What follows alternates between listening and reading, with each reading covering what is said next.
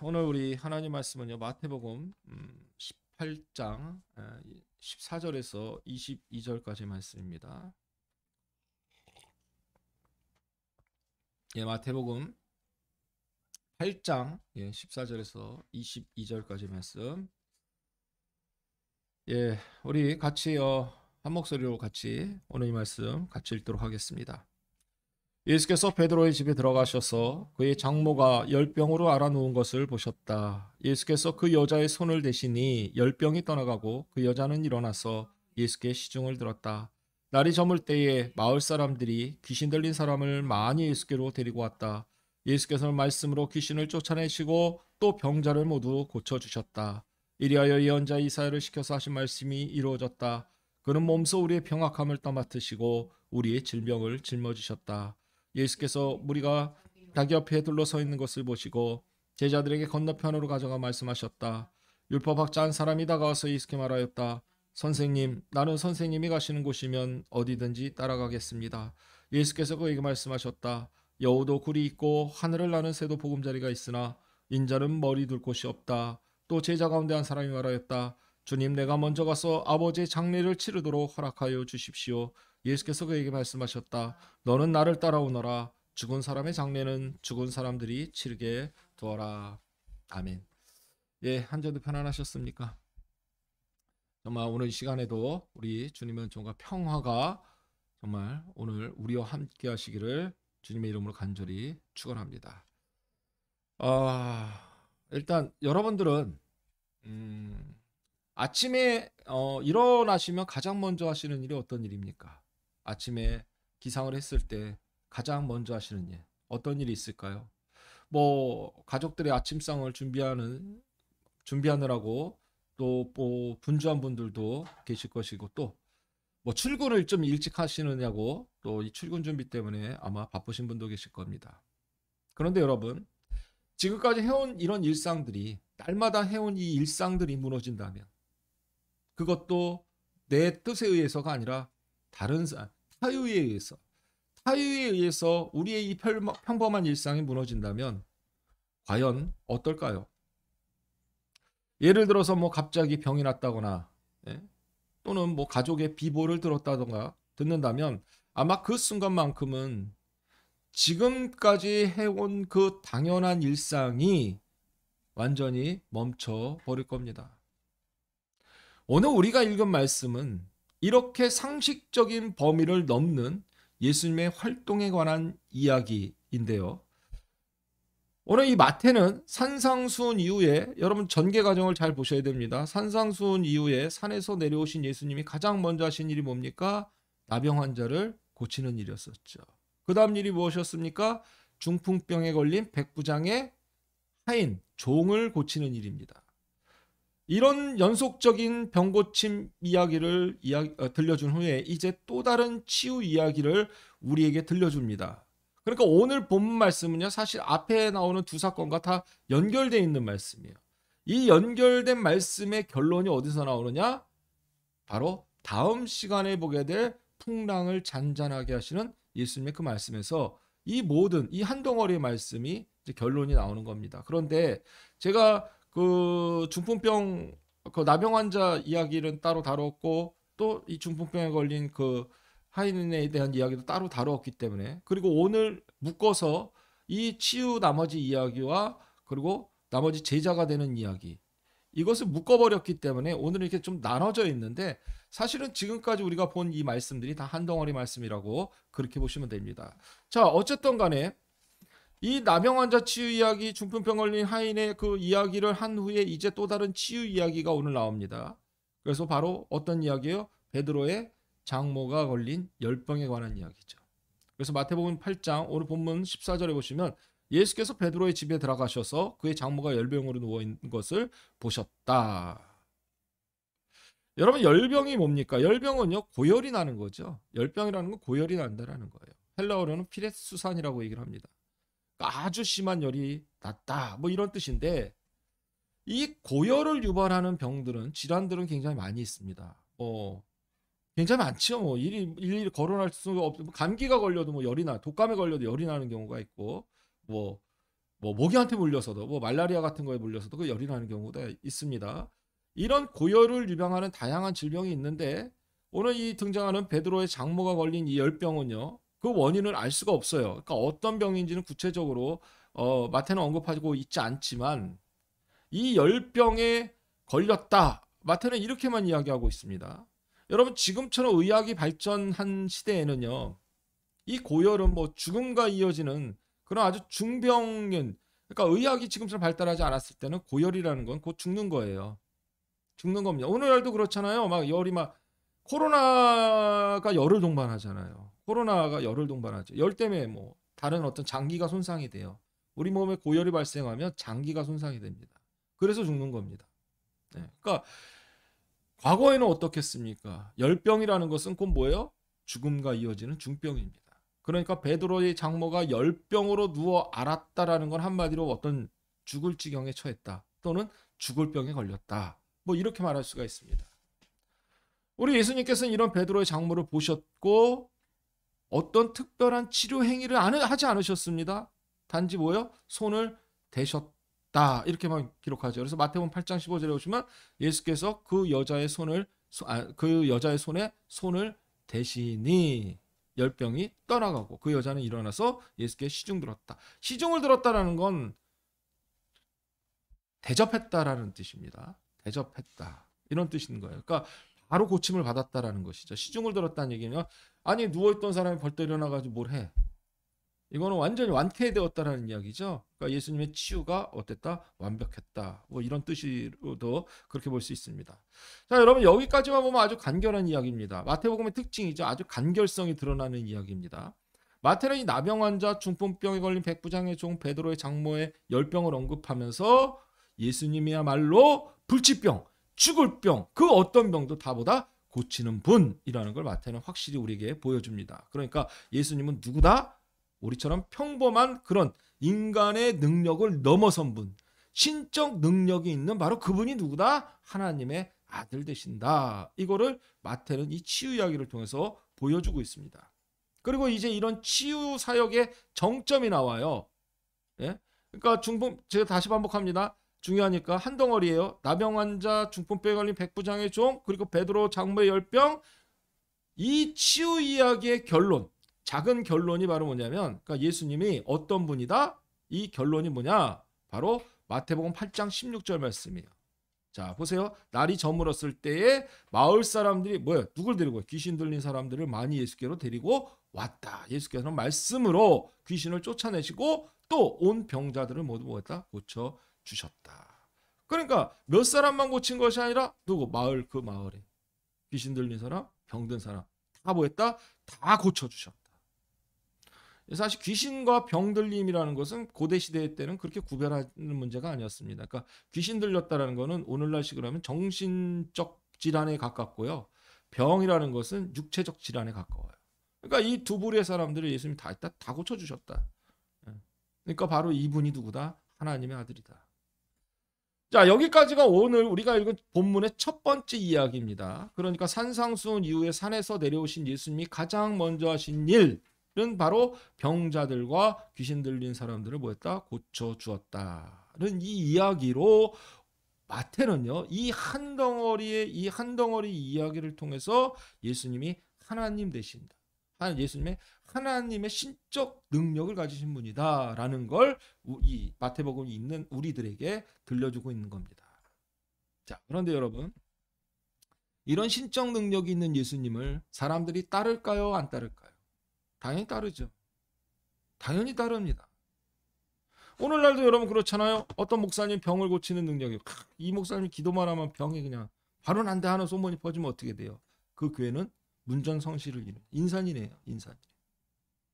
이 병원이 용한 병원이래라는 그 소문이 퍼지면 어떻게 됩니까? 그 병원으로 사람이 몰리는 건 당연한 겁니다. 나병 환자 고쳐주고 중풍병자 고쳐주고 언제 죽을지 모르는 열병 환자도 고쳐주고 그래서 이 소문을 들은 사람들이 몰려오고 예수님은 그들도 다 고쳐줍니다. 그러니 이런 신통방통한 예수님을 사람들이 따르는 거는 뭐예요? 당연한 일이죠. 아니 따르고 싶은 사람들도 더 많았을지도 모릅니다. 그래서 마태는 예수님의 치유 사역을 이렇게 마무리합니다. 마태복음 8장 17절 오늘 본문이죠. 뭐예요? 이리하여 예언자 이사야를 시켜서 하신 말씀이 어떻게 됐다? 이루어졌다. 그 말씀이 뭡니까? 그는 몸소 우리의 병약함을 떠맡으시고, 병약함의 병을 떠맡으시고 우리의 질병을 짊어지셨다. 근데 마태가 오늘날 신학적 관점에서 보면 마태가 이 말을 인용한 거는 좀 오버라고 할 수 있는데요. 왜냐하면 이 말은 이사야서 53장 4절을 인용한 겁니다. 근데 여러분들 53장 4절에 보면 병만 얘기하는 게 병 질환 이런 얘기가 아니에요. 이사야 선지자가 이야기하는 앞으로 다가올 메시아가 어떤 분이냐. 그러니까 여러분들이 잘 아는 익숙한 용어는 고난받는 종이라는 것이 어떤 의미냐. 이런 의미에서 이사야 선지자는 이렇게 메시아를 설명하죠. 그는 실로 우리가 받아야 할 고통을 뭐야? 대신 받고 우리가 겪어야 할 슬픔을 대신 겪었다. 그러나 우리는 그가 징벌을 받아서 하나님께 맞으며 고난을 받는다고 생각하였다. 어떻습니까? 너무 마태가 좁게 해석했죠? 이 말씀은 아주 좀 그냥 이 몸의 아픔 이 정도로밖에 해석을 하지 않았는데 우리 예수님은 메시아 되시는 예수님의 어떤 본질적 고통은 뭡니까? 우리가 받을 고통을 누가? 우리 예수님 대신 짊어지셨다라는 거죠. 우리가 겪어야 돼. 이 땅에서 우리가 겪어야 될 그 슬픔을 예수님이 뭐 하셨다? 대신 겪으셨다. 범위가 다르죠. 그러니까 어떻게 보면 좀 이런 부분이 좀 아쉽긴 한데 어쨌든 간에 여러분 생각해 보세요. 평생 사람 대접 한번 제대로 받지 못한 사람들인데 내가 예수님의 눈에 띄기라도 한다면 내 인생이 어떻게 된 거예요? 평탄대로가 되는 거죠. 지금까지 사람 대접 한 번도 받지 못했어요. 그런데 내가 이런 신통방통한 예수님에 대한 소문을 듣고 찾아갑니다. 그래서 혹여라도 그분의 눈에 띄기라도 한다면 내 인생이 어떻게 될까요? 확 풀릴 겁니다. 아마 많은 사람들이 예수님을 따랐던 많은 사람들이 이런 생각을 가지고 예수님을 따랐을 겁니다. 정말 이런 불가사의한 일, 인간의 상식을 뛰어넘는 일, 내 평생 살아도 지금까지 한 번도 경험하지 못한 일을 밥 먹듯이 하시는 분, 그분이 나와 함께 한다. 그분이 내가 아는 사람이라. 그런 분을 위해서 내 인생까지 바치는 것이 아까울까요? 어쩌면 너무 당연한 일입니다. 왜냐? 우리 인간은 항상 자기 이익에 따라 움직이는 존재이기 때문에. 나에게 도움이 된다면 여러분도 어떻습니까? 다 걸겠죠. 저는 이런 걸 나쁘다라고 보지는 않습니다. 저는 나쁘다라고 보지는 않아요. 잘못됐다 이렇게 표현하지는 않습니다. 주식을 투자하는 거나 코인을 투자하는 거나 저는 이런 거에 관심이 없어요. 나쁘기 때문에 그런 거잖아요. 관심 자체가 없습니다. 저는 이렇게 그런 것들을 별로 안 좋아해서요. 근데 제가 듣기는 요즘에 코인에 빠진 사람들이 굉장히 많다라고 그런 얘기를 들었어요. 특히 20, 30대 젊은 층들.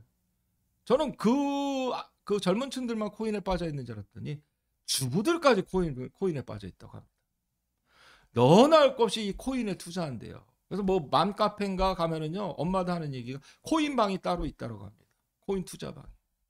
제가 아는 분들도 이렇게 열심히 스마트폰을 쳐다보고 있어요. 뭐 하는 거예요? 그러면 코인 그거 하는 거라고.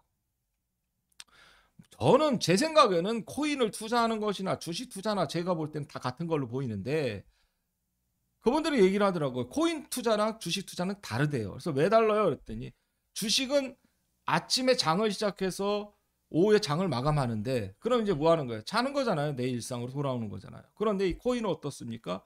장이 24시간 열려 있다라는 거예요. 그러다 보니까 코인에 투자하는 사람들은요. 핸드폰을 끼고 살 수밖에 없는 거예요. 24시간 내내. 잠도 못 자고. 돈이라도 나가보세요. 그 잠이 오겠습니까? 내가 투자한 돈에 막 쭉쭉 빠져나간다면 잠이 오겠습니까? 그것만 쳐다보는 거예요. 핸드폰만. 불안하니까. 그래서 여러분 요즘 병원에 불면증과 불안증의 고통을 호소하는 사람들이 많이 늘어났다고 합니다. 또 여러분 온종일 이렇게 스마트폰만 쳐다보고 있다고 생각해 보세요. 특히 직장에서 어떤 회사가 그런 직원을 좋아하겠습니까? 그런데 여러분 한번 생각해 보세요. 왜 사람들이 코인에 투자하는 걸까요?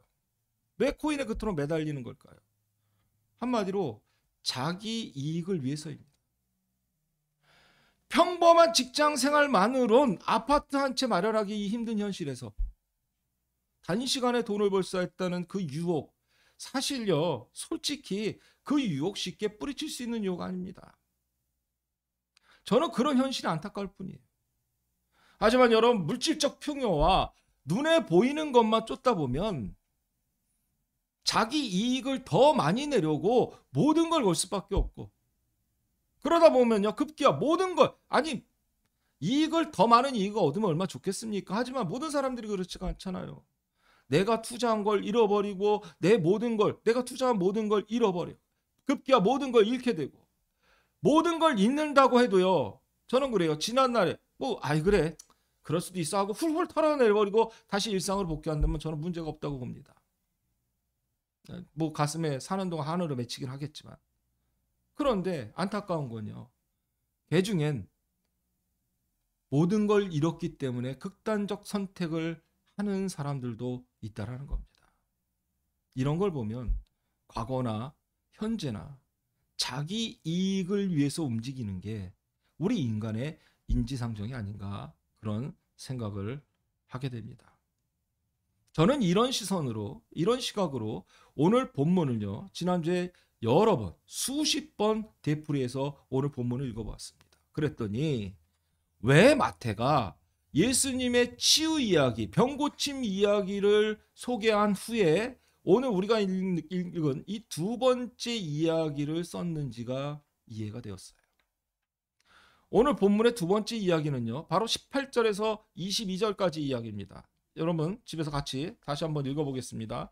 마태복음 8장 18절에서 22절 말씀입니다. 예수께서 무리가 자기 옆에 둘러서 있는 것을 보시고 제자들에게 건너편으로 가자고 말씀하셨다. 율법학자 한 사람이 나가서 예수께 말하였다. 선생님, 나는 선생님이 가신 곳이라면 어디든지 따라가겠습니다. 예수께서 그에게 말씀하셨다. 여우도 굴이 있고 하늘을 나는 새도 보금자리가 있으나 인자는 머리 둘 곳이 없다. 또 제자 가운데 한 사람이 말하였다. 주님, 내가 먼저 가서 아버지 장례를 치르도록 허락하여 주십시오. 예수께서 그에게 말씀하셨다. 너는 나를 따라오너라. 죽은 사람의 장례는 죽은 사람들이 치르게 두어라. 예수께서 배에 오르시니 빠졌네요.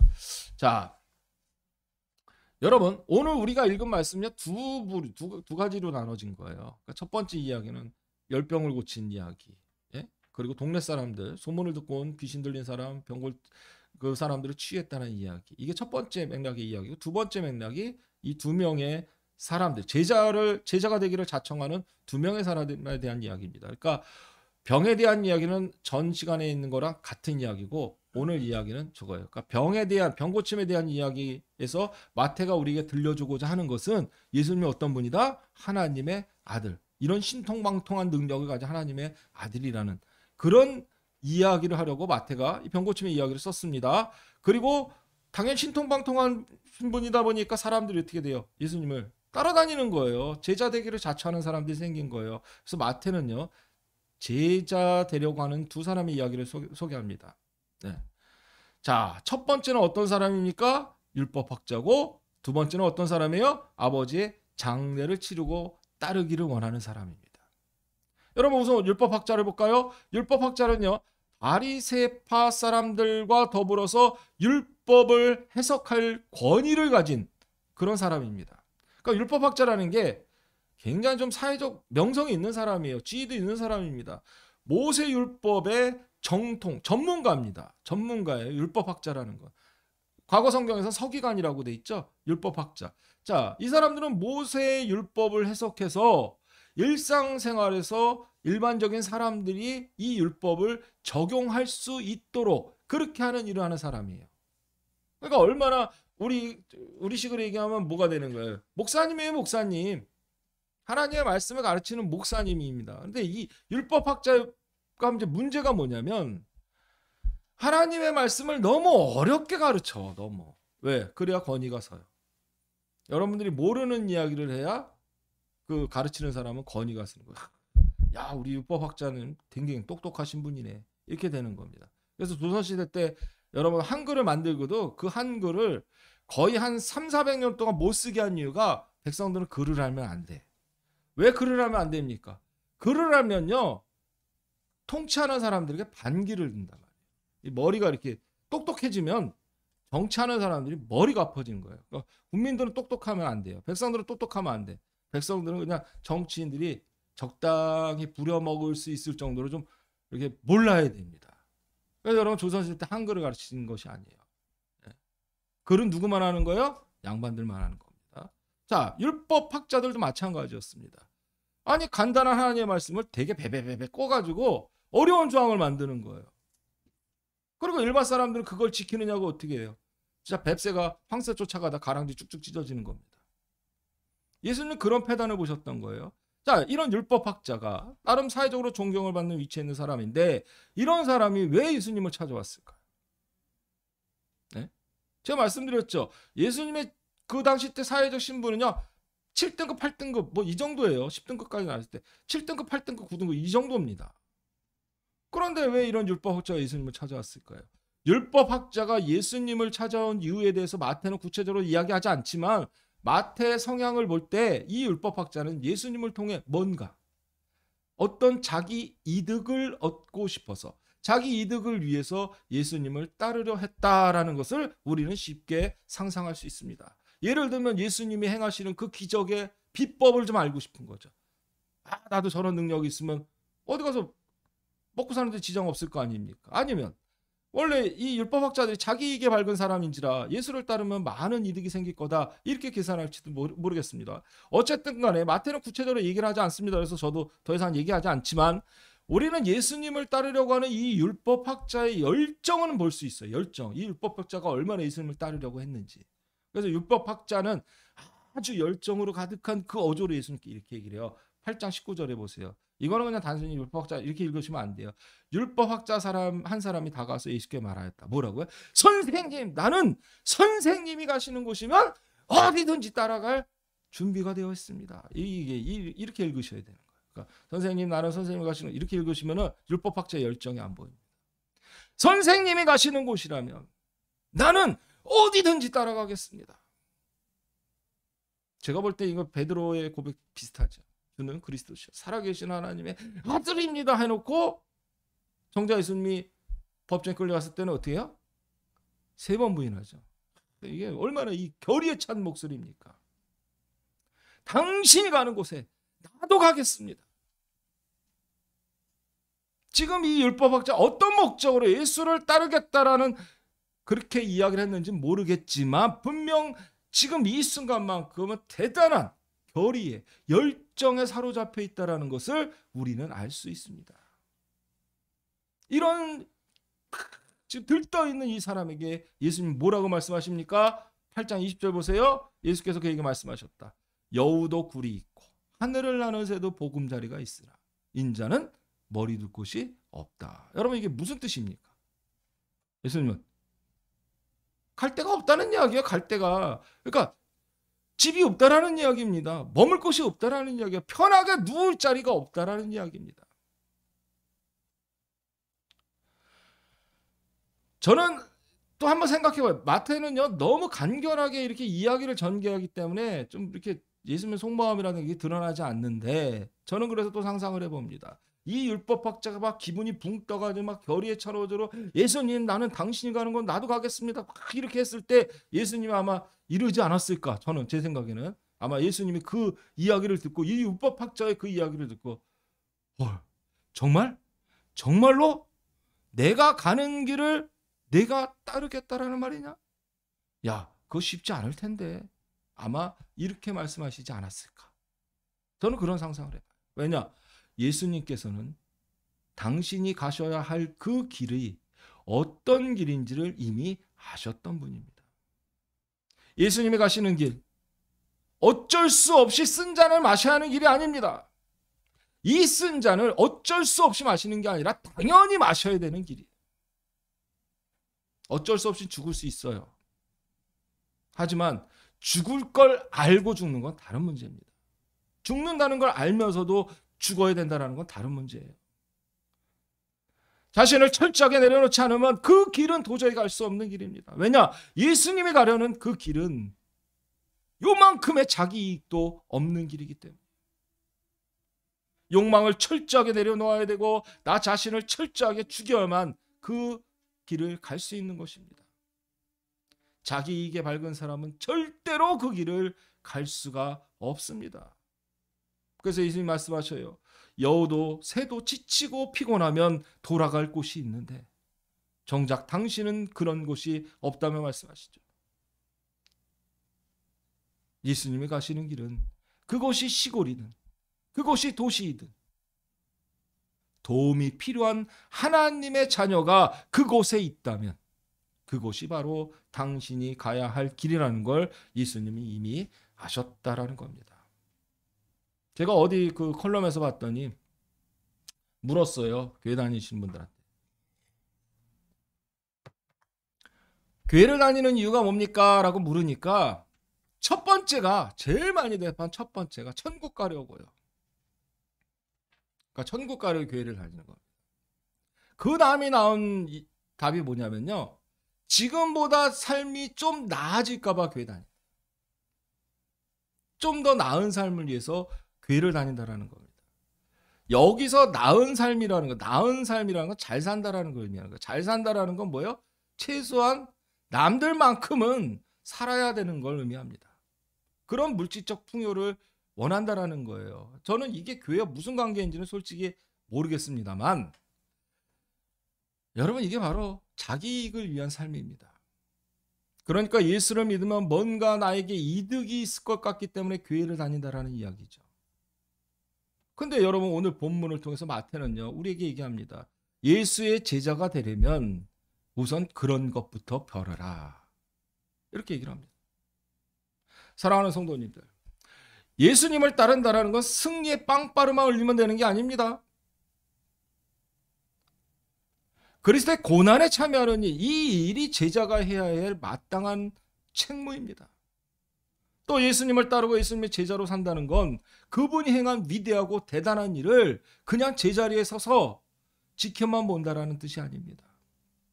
예수 그리스도의 제자란 예수님과 함께 이 세상에서 가장 고통스러운 곳으로 들어가서 그곳에서 고통받는 이들과 함께 공감의 삶을 나누는 그런 삶을 살아내고 지향할 줄 알아야 한다는 말입니다.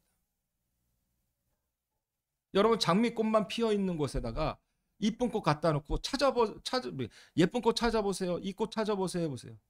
장미꽃도 이쁜데 예쁜 꽃들 속에서 예쁜 꽃은 티가 안 납니다. 꽃은 티가 안 나죠. 그러나 여러분 쓰레기 더미에서 만약에 장미가 피어났다고 생각해보세요. 바로 눈에 띄는 겁니다. 우리 그리스도인이 가야 할 자리가 바로 그런 자리예요. 그게 바로 빛이고 그게 바로 소금입니다. 마태는 지금 이 얘기를 하는 거예요. 공감의 삶을 나누는 그런 삶을 살아내고 지향할 줄 알아야 한다. 이게 바로 마태가 율법학자를 언급하면서 우리에게 들려주려고 한 이야기입니다. 자, 그리고 마태는 두 번째 사람에 대해서 이야기를 합니다. 마태복음 21절 말씀이죠. 8장 21절. 또 제자 가운데 한 사람이 말하였다. 주님, 내가 먼저 가서 아버지의 장례를 치도록 허락하여 주십시오. 앞에 사람은 열정으로 가득 차서 지금 당장이라도 내가 따라가겠습니다 하는데 이 사람은 지금 어떻습니까? 아버지 장례라도 치르고 나서 당신을 따르겠습니다. 이렇게 얘기를 하죠. 여러분 이 말을 이해하시려면은 유대 사회의 어떤 습성을 아셔야 돼요. 유대 사회에서는요. 유대인으로 산다라는 것. 그러니까 경건한 유대인으로 산다라는 것은 반드시 이것을 해야 됩니다. 날마다 아침에 일찍 아침 기도를 할 줄 알아야 돼요. 365일. 한 번도 빠지면 안 됩니다. 이게 유대인들의 삶이에요. 아침 기도는 유대인에게 수백 년 동안, 수천 년 동안 이어 정말 뼛속 깊이 각인된 반드시 해야 될 아침 일과 중 하나입니다. 그러니까 눈 뜨면 바로 움직이는 게 아니라 그들은 눈 뜨면 기도부터 한다는 거예요. 이게 유대인의 일과예요. 그런데 이 아침 기도가 때때로는 이 아침 기도보다도 더 우선시 되어야 되는 일이 있습니다. 그 일이 바로 뭐냐면 부모님이 돌아가셨을 때예요. 부모님의 장례식입니다. 그러니까 부모님이 갑작스럽게 상을 당하면 아침 기도를 미루거나 생략할 수도 있습니다. 이게 유대인의 법이에요. 왜냐? 부모님이 돌아가시면 여러분 십계명에도 있죠. 부모에게 효도하라. 그러니까 부모님이 돌아가시면 장례식을 굉장히 성실하게 제대로 치르는 게 도리라고 그렇게 여겼습니다. 랍비들도 그렇게 가르쳤어요. 그런데 보세요. 이런 막중한 일을 한 뒤에 예수님을 따르겠다. 그러니까 이 사람은요. 그 얘기를 하면 당연히 예수님이 뭐라고 했을까요? 아 그래? 야 그렇게 급한 일인데? 그럼 부모님은 빨리 그렇게 해야지. 이런 대답을 원했는지 모르겠습니다. 그런데 어떻습니까? 22절에 보세요. 마태복음 예수께서 그에게 말씀하셨다. 너는 나를 따라 오너라. 죽은 사람의 장례는 죽은 사람들이 치르게 두어라. 그러니까 예수님, 우리 부모님 장례 얘기를 하면 우리 예수님이 그래? 너 급한 일이 있구나. 좀 나중에 따라오라. 그럼 그거부터 해놓고 나서 제자 되라. 이렇게 말씀하실 줄 알았는데 예수님은 오히려 장례는 누구에게? 죽은 사람에게 치르게 하라. 죽은 사람이 어떻게 장례 치릅니까? 그러면 이게 뭐예요? 하지 말라라는 이야기요. 그거보다 더 중요한 게 뭐다? 나를 따르는 거다. 이런 얘기가 되는 거예요. 여러분 굉장히 충격적인, 여러분 충격이 안 옵니까? 저는 이런 말씀들은 예수님의 이런 말씀들은 굉장히 정말 충격적인 말씀입니다. 이런 말씀을 제일 좋아하는 사람들이 누구냐면 사이비 교주들이 좋아해요. 사이비 교주들이. 여러분 이 말씀 글자 그대로 보세요. 일륜지 대사인 부모님의 장례보다 예수를 따르는 게 더 중요하다? 그런 말처럼 들리죠. 그리고 실제로 이렇게 해석하시는 목사님들도 있고 그렇게 또 가르치시는 그런 목사님도 있습니다. 교회일이 제일 중요한 거야. 부모님들 부모님이 중요해요? 교회가 중요해요? 교회가 더 중요한가? 이렇게 가르치죠. 여러분 예수를 제대로 믿으려면 가족도 버려야 돼. 이거 뭐 이상하지 않습니까? 예수 제대로 믿으면 부모님도 버려야 돼. 이상하지 않습니까? 저는 그런 식으로 해석하지 않습니다. 왜냐? 예수님은 절대로, 제가 아는 예수님은 절대로 그런 의미로 말씀하시는 분이 아니기 때문에. 그렇다면 이 말의 의도는 뭘까? 이걸 여러분들 잘 이해를 하셔야 돼요. 마태는요, 예수님을 따르려고 하는 사람 두 사람을 소개합니다. 첫 번째 사람은 누구예요? 율법학자. 두 번째 사람은 장례를 치른 뒤에 따르겠다. 율법학자는 어떤 사람이에요? 막 열정이 가득한 사람. 결의에 가득해. 막 감정이 충만해. 내가 정말 지금 이 순간에 저분을 따라야지. 이런 감정이 성급한 사람이죠. 반면에 이 여러분 장례를 치르겠다라는 사람은 어떻습니까? 조금 머뭇머뭇 주저주저하는 사람이잖아요. 네. 그러니까 예수님은요, 열정만으로 너무 성급하게 따르는 걸 너무 쉽게 결정하지 말라. 이렇게 율법학자에게 말씀하는 거고. 그러니까 제자 되는 일을 감정적으로 쉽게 결정하지 말라. 이게 율법학자 이야기가 보여주는 첫 번째 상황입니다. 그리고 두 번째 상황은요, 부모님 장례를 이야기하는 사람이죠.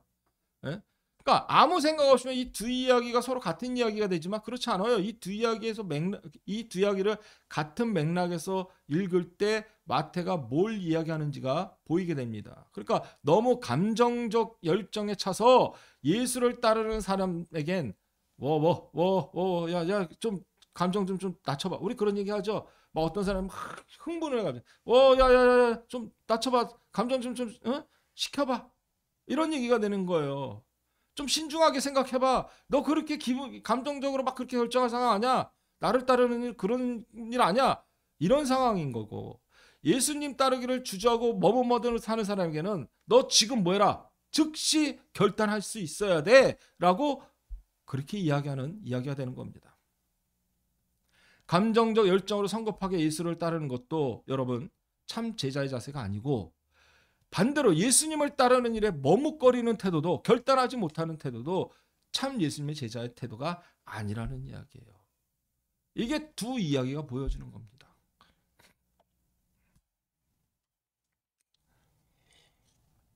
갑자기 어떤 분이 어디 뭐 교회를 집회를 저기 부산에서 열리는 컨퍼런스 집회를 갔다 오시더니 그냥 마치 그냥 뭐 본인이 하나님의 세상에서 가장 잘 믿는 사람 변신해 있더라고요. 근데 그 열정이 딱 보니까 2년 반 가더라고요. 2년 반. 교회도 옮겼습니다. 누구라고 뭐 얘기 안 하겠습니다. 자, 여러분 이렇게 열정적으로 예수님을 믿는 거, 감정적으로 믿는 거 올바른 믿음 아닙니다. 그러니까 믿을까 말까, 뭐뭐 주저하는 거, 이것도 올바른 태도가 아니에요. 우리 사랑하는 성도님들, 예수 그리스도의 제자가 된다는 건 굉장히 영광스러운 일입니다. 하지만 예수님을 따른다라는 건 동시에 힘겨운 일이기도 합니다. 열정만으로 예수님을 따르는 것도 아니고 또 일상에 갇혀서 예수님을 따르는데 머뭇거리는 것도 진정한 제자의 모습이 아니에요. 정말 이제 우리가 고민 좀 해봐야 돼요. 이제 어떻게 해야, 내가 어떤 삶을 살아야 지금 내가 서 있는 이 자리에서 나는 예수 그리스도의 참 제자입니다 라는 이 고백으로 살 수 있는가를 고민해야 됩니다. 이런 고민, 이제 이런 고민을 늘 하면서 이제 그분이 가신 길, 그분이 지라고 하신 그 십자가를 정말 머뭇거림 없이 당당하게 짊어지고 그분의 길을 걸어갈 수 있는 그런 저와 여러분 되시기를 우리 주님의 이름으로 정말 간절히 축원합니다. 사랑해 주님, 예수 그리스도의 제자로 산다는 게 정말 참으로 어렵고 힘든 일이지만 이제 우리 심령을 강건하게 붙들어 주셔서 열정만 가지고 섣불리 주님의 길을 결단하는 어리석은 자 되지 않게 하시고 또 이 핑계 저 핑계 주님의 길 가는 것 머뭇거리는 그런 저희가 되지 않도록 주님 붙들어 주시옵소서. 정말 그 길이 힘들고 어려운 길이지만 이제는 당당히 또 담대하게 그 길을 결단하고 인내로써 그 길을 완주하는 저희가 되도록 주님 붙들어 주시옵소서. 이제는 날마다 생명의 영을 허락하시고 우리를 새로운 삶으로 인도하시는 성자 예수 그리스도의 은혜와 세상을 아름답게 창조하시고 세상 끝날까지 창조의 신비로 채워주시는 성부 하나님의 극진하신 사랑하심과 사랑과 자비와 은총의 손길로 우리를 붙잡아 주셔서 우리를 그리스도의 제자적 삶을 살도록 인도하시는 성령 하나님의 교통하심이 이제 언제 어디서나 정말 우리가 주님의 제자로 살기를 원하고 아무리 그 길이 좁고 험난할지라도 주님의 마음으로 끝까지 인내하며 그 길 가기를 소망하는 이 자리에 모인 당신의 가장 사랑하는 자녀들 위해 또 이 방송을 통해 함께하는 당신의 그 사랑하는 지체들 위해 그리고 저들의 가정과 일터와 생업 위에 지금부터 성삼위 하나님의 신령하신 축복이 영원토록 함께하실지어다. 아멘.